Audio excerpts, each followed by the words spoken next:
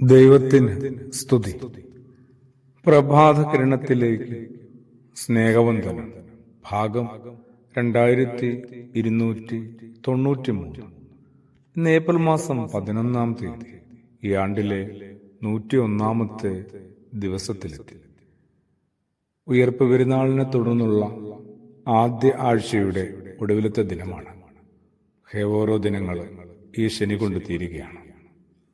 ഉയർത്തെഴുന്നേറ്റ ക്രിസ്തുയേശു എന്തുമാത്രം സാധാരണ രൂപത്തിലാണ്, അപരിചിത വേഷത്തിലാണ് തൻ്റെ പ്രിയപ്പെട്ടവരിലേക്ക് എത്തിയത്. കഴിഞ്ഞ പുലരികളിൽ അതായിരുന്നു നമ്മൾ ആലോചിച്ചത്, ധ്യാനിച്ചത്. തിബേരിയസ് കടൽത്തീരം ഒന്നുകൂടി നമുക്ക് സന്ദർശിക്കേണ്ടിയിരിക്കുന്നു. വിശുദ്ധനായ യോഹന്നാൻ ശ്ലീഹായുടെ സുവിശേഷം ഒടുവിലത്തെ അധ്യായം. പ്രഭാതമായപ്പോൾ യേശു കടൽക്കരയിൽ വന്നു നിന്നു. അങ്ങനെയാണ് വചനം പറയുന്നത്. എന്നാൽ അത് യേശുവാണെന്ന് ശിഷ്യന്മാർ അറിഞ്ഞില്ല. അവർ കരയിൽ നിന്ന് 200 മുഴത്തിലധികം അകലെയല്ലായിരുന്നു എന്ന് കൃത്യമായി യോഹന്നാൻ തന്നെ രേഖപ്പെടുത്തുന്നുണ്ട്. എന്നുവെച്ചാൽ അത്രയ്ക്ക് അടുത്തായിരുന്നു.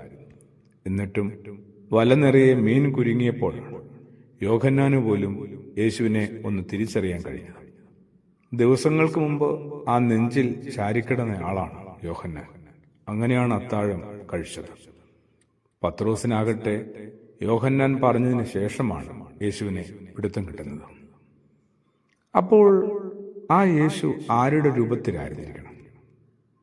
മഗ്ദലന മറിയത്തിന് തോട്ടത്തിൽ കണ്ടപ്പോൾ തോട്ടക്കാരന് രൂപമാവാൻ സാധ്യതയില്ലേ? എമ്മാവൂസിലേക്ക് യാത്ര ചെയ്ത 2 ശിഷ്യന്മാർക്ക് ഒരു സഞ്ചാരിയുടെ രൂപത്തിലായിരിക്കാം യേശു അടുത്തെത്തിയത്. കടൽ തീരത്ത് തീർച്ചയായും അവനൊരു മുക്കുവിന്റെ രൂപത്തിൽ തന്നെ ആവാം. വെറുമൊരു അനുമാനമാണ്. സാധാരണക്കാരായ നമ്മുടെയൊക്കെ ജീവിതത്തിന്റെ അതിസാധാരണമായ അനുഭവങ്ങളിൽ യേശുവിന്റെ സാന്നിധ്യമുണ്ടെന്ന് പറഞ്ഞു തരാനുള്ള അവിടുത്തെ വലിയൊരു ശ്രമമാണ് ഈ വേഷപ്പകർച്ചകളൊക്കെ. അതുകൊണ്ട് തന്നെ ആ ഒരു ബോധ്യം നമ്മുടെ ഉള്ളിൽ വേണ്ടേ? എല്ലായിടത്തും യേശുവുണ്ട്. ആ ഒരാൾ എൻ്റെ ഒപ്പമുണ്ട്. നമ്മൾ ചെയ്യുന്ന കർമ്മം എന്തുമാവട്ടെ, ഒപ്പം അതിലേക്ക് അവനെ കൂടി ക്ഷണിക്കുമെങ്കിൽ കാര്യങ്ങൾ എത്ര മനോഹരമാവും.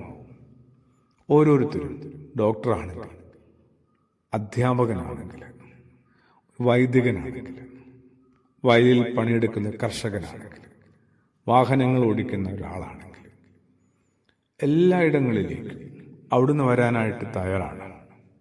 എല്ലാറ്റിലും ക്രിസ്തുയേശുവിനെ കൂട്ടുപിടിച്ചൊരു യാത്ര. എങ്കിൽ നമ്മൾ കരുതുന്നതിനേക്കാൾ മനോഹരമായ നമ്മുടെ ജീവിതം പിന്നെ ഒഴുകാൻ തുടങ്ങും. ഉദ്ധിതനായ യേശുവിനെ ഇനി നമ്മുടെ കണ്ണുകൾ കൊണ്ട് കാണാനാവില്ല. എന്നാൽ അവിടുത്തെ സാന്നിധ്യം അനുഭവിക്കാനാവും. തീർച്ചയായിട്ടും സാധിക്കും. കാരണം നമ്മൾ ഓരോ നിമിഷവും കണ്ടെത്തുന്ന ഓരോ അപരിചിതന് പിന്നിലും തീർച്ചയായും ഉയർത്തെഴുന്നേറ്റ ക്രിസ്തുയേശുവിന്റെ സാന്നിധ്യമുണ്ട്. അതുകൊണ്ട് തന്നെ ഇനി ആരെയും അപരിചിതരായി പരിഗണിക്കാതിരിക്കുക. അവഗണിക്കാതെയും അകറ്റാതെയും ഇരിക്കുക. പരിഗണിക്കുക, ചേർത്ത് പിടിക്കുക. ഉദ്ധിതനായ ക്രിസ്തുയേശുവിന്റെ വെളിച്ചം നമ്മളെ മുമ്പോട്ട് നയിക്കട്ടെ. ആമേൻ.